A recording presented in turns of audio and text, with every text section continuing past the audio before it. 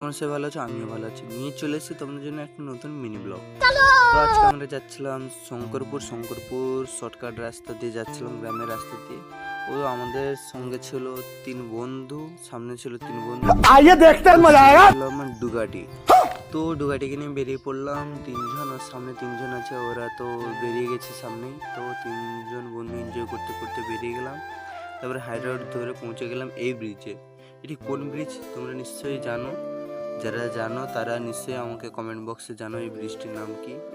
এখানে খুবই অনেক ছেলেরই খুবই স্মৃতি জড়িয়ে আছে, খুবই আমরা এখানে আসা যাওয়া করি।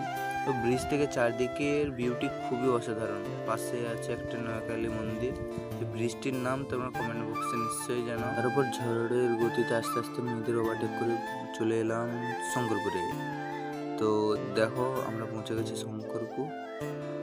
শঙ্করপুরে আসার মজাটাই আলাদা গাইস। যতই কষ্ট থাক না কেন বা যতই কোনো প্রবলেম থাকুক না কেন, একবার শঙ্করপুরে এসে দেখো।